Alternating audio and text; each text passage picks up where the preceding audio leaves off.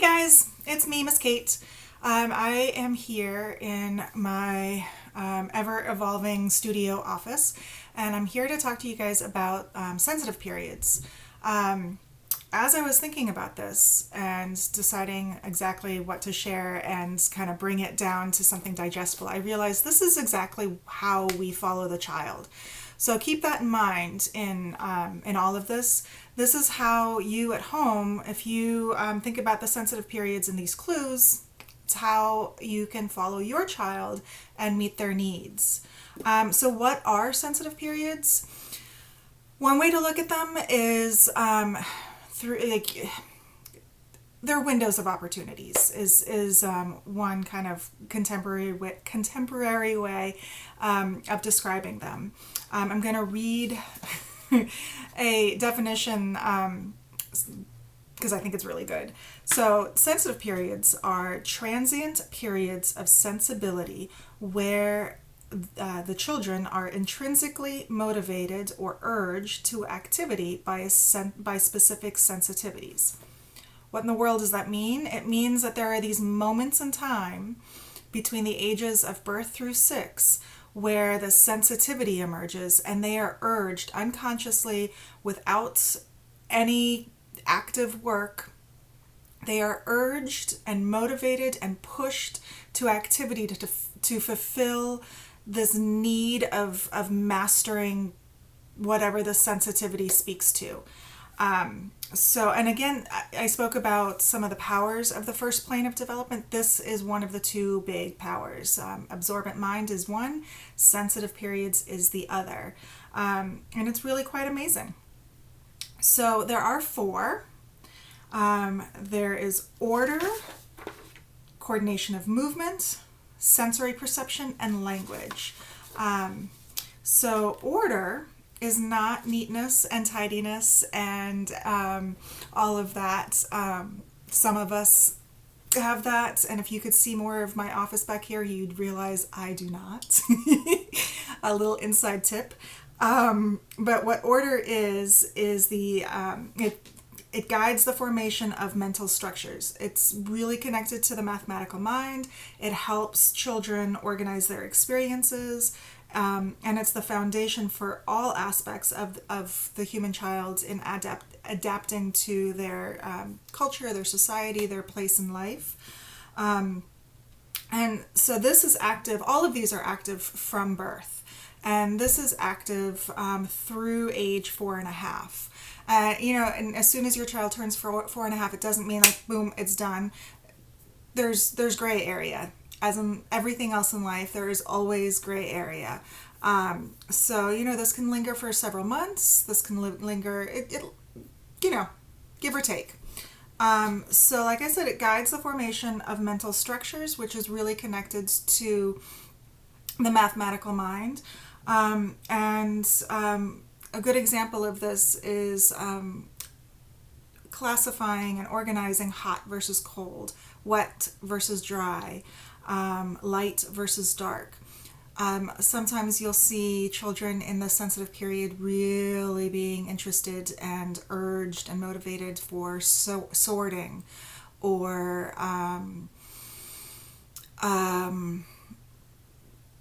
comparing, touching, which and just like everything else in life, these sensitive periods are very interconnected and very they build on each other as well. Like you can't have, they help each other for sure. Sensitive period for order is then also very connected to the sensory perception, which is connected to language, which is connected to movement. They're all connected. So one thing that you can do to help support your child's sensitive periods for order is keeping a consistent routine. And I know right now with COVID-19, a routine is tough. I am struggling. I am seriously struggling to keep a routine for me, just me, let alone the rest of my family. But the more that you can provide some sort of a routine, like every morning we wake up, we have breakfast, and then we've got some free time, and then we do something together. Whatever that looks like, whatever feels natural for your family culture, try to keep that as consistent as you can. And that way, if something wonky does happen, their sense of order isn't completely thrown, and they know that they can at least rely on that most of the time. It's that that sense of security. All right, so that is coordinate. Or I'm sorry, that is the child's sensitive period for order. Then another one is coordination of movement, which is also active from birth through 4.5, 5, and again, gray area, give or take. This guides the formation of physical movement, and it is directed purposefully by the mind. So you can see this in infants, days old infants, where they start to just unconsciously, but purposefully start moving muscles, and then as they get older, lifting their heads, lifting their shoulders, starting to crawl, starting to walk. For our kiddos, 3 to 6, what you see is that transition out of the wobbly toddler movement into a much more refined, purposeful kind of walk. They have a better sense of where their body ends and the space around them is. Some days are better than others. Some moments are better than others. But in general, that's what you're seeing is that coordination of movement. This, I think, is the most natural thing for us to support in our children at home. Let them run, let them fall, they'll be okay. Let them climb, let them move their bodies, flex those muscles. That's a really, I feel like that's the most natural thing for us to really build or support at home. And the way that you see your child in the sensitive period, the example that I always go back to is around 18 months. So all of our kids in our classroom have lived through their 18th month. So think around 18 months and think back to what it was like when they discovered stairs and their fascination and their just almost obsessive need to climb up those stairs and back down and up those stairs and back down. This is universal. Every child's, regardless of culture, regardless of society, we see this occurring in all areas in the world, in human children. This, around this age, this need, this drive, this inner push to practice going up and down stairs. My Montessori trainer, Ginny Sackett, shared a story of walking with her grandson around this age through the neighborhood, and there was a house with like 5 or 6 stairs up to the yard, and they walked by it, and she was like, all right, we're taking a walk, we're going home, we're having lunch, I've got a schedule, I got to keep on this routine, this is what we're doing. But her grandson saw that, and they were there for a good 10 minutes, just up and back down. And nothing that she did to coax him to continue walking worked. Every cell in his body was pushing him towards that. That is an example of the sensitive period, full on, in motion, rearing its head, showing you this is where you need to follow the child. So that is active through 4.5, 5, again, give or take. And I'm sure that we're all feeling very familiar with our children's need to move right now. The third sensitive period is sensory perception. So this is really all about the senses: sight, sound, smell, taste, touch. And so this guides the development and refinement of the senses, and the perception is very active. And it leads to classification of the senses, perception, and formation of memory. So Again, this is something that's very easy to support by allowing your child to touch, to smell, to taste, to hear, to see. Um, in early toddler years, we often see those board books with, I wish I had one, but I'm sure you know what I'm talking about, with the little cutout where it'll, have a picture of a snake, and it'll have fabric that feels like a snake, or a fluffy puppy, or a spiky something. This is to help speak to their sensitive period of sensory perception and tactile. We have a lot of activities like this in the classroom. Super easy for you to do. You can check out the Glen Allen Community Montessori Pinterest account. I've put up some activities that you can do at home that speak to this sensitive period. Really, just let them hear it, let them see it, let them smell it, let them taste it, let them touch it. When you're outside in the backyard, you can combine the sense of order. Combine the sense of order with your sense of sensory sensitive period. And let's look for rough and smooth things. We have an activity like this in the classroom, so you can let's touch the bark. Ooh, what does that feel like? It's bumpy. It's prickly. You can describe it. So here comes the language. And you're also forming concepts in the mind of what rough and bumpy is and feels like. So memory. All right, so this is rough. Let's find something smooth. Find a leaf and feel that. Oh, this feels smooth. It feels cool. It's slick. Ta-da! Now you have a lesson that is just a walk in the garden. It's not pressure. It's not, let me sit down with you and teach you something. It's real. It's connection. And it speaks to their sensitive periods. The last is the sensitive period for language. This one I think is also pretty obvious for us to see when they're in it. This is when babies, when you see them babbling, that is part of their sensitive period for language. Children making noises, mimicking you. That's all language. It guides the formation of a specific language for communication. It is this why, but why? It's part of that sensitive period. This is their love of sharing stories with you.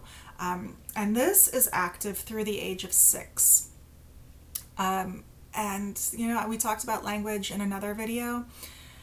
And this is also really simple for you to guide and to support at home. Talk to your kids. That's it. Talk to them. I'm cooking dinner right now. And then watch this. Here comes sensitive period for sensory perception. I put in some cinnamon. I can smell that. Can you smell that? And then you can describe it. You can, I wouldn't suggest tasting cinnamon, but it smells amazing. It's great once it's cooked with something, but on its own, not that great. But as you're cooking and you're having a conversation, and they're asking you questions, have them taste a spice on its own. They might love it. They might hate it. What don't you like about it? It was too spicy. It was too bitter. Oh, I love that. That tasted fresh or minty or sweet, or it's easy. I mean, it's not that it's easy. It's not complicated, is what I'm trying to say. They're getting it all in. So in Montessori, we often hear follow the child. And here's my soapbox. So often I see adults misunderstanding what follow the child truly means. It does not mean that the child gets to dictate anything to you based on their desires, their wants. What it does mean is that we as adults, elders in the community, people that have been on this earth much longer than they have must be observant, perceptive, respectful, aware of their needs, which is very different than a desire or a want. When a child is showing you a need, it's that walking up and down the stairs because they need to fulfill that drive, not desire, but drive to go to master that skill. So then we observe that and we respect that and we offer them a safe and okay way to fulfill that need. Some signs to look for. So what we look for is well-defined activity. It's obvious and it's specific. You're watching again, I'm using toddler examples because they're very black and white and very obvious and something that we've all gone through. But you're seeing your child constantly turning or opening and closing the door, or making sounds or sorting. You're going to see similar things like that in the child 3 to 6 as well. You just have to be a little bit more open to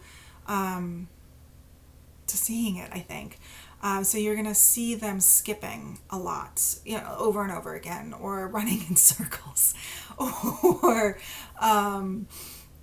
practicing a sound, or they're still going to be sorting. So when you see these, note that you're going to observe an unconscious urge and the need to repeat.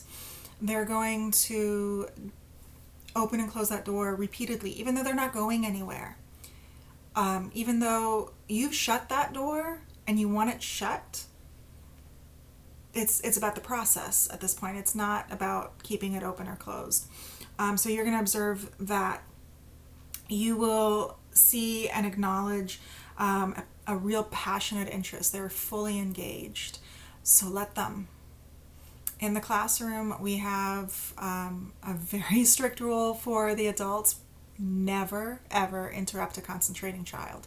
And you can tell when they're concentrating because they are really engaged. And it looks different in each child. Some kids get that kind of stern kind of look on their face, but that's because they're in it.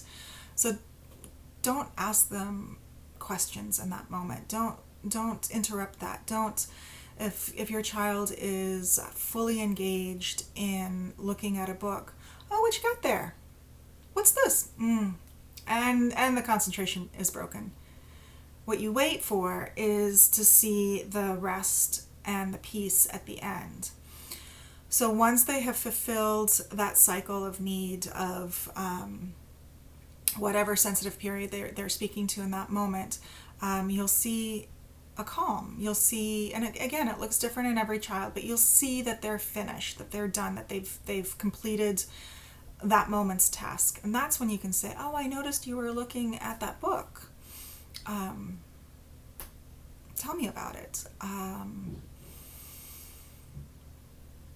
What pictures did you see in there? And if they don't want to talk about it, don't push it, because that moment has ended for them. They have come to completion. They have come to what their body, what their psyche is calling complete and perfected. But yes, no but, just yes. So when you're seeing these things come up and you're thinking, okay, this is a good opportunity, like the opening and shutting of this door is going to drive me up the wall, and I'm going to, if that's not working for you, okay, what is it that they're doing? What need are they actually fulfilling here? Is it the sound of the click? Is it the movement of the open? Where am I? The open and the shut? Is it the turning of the knob?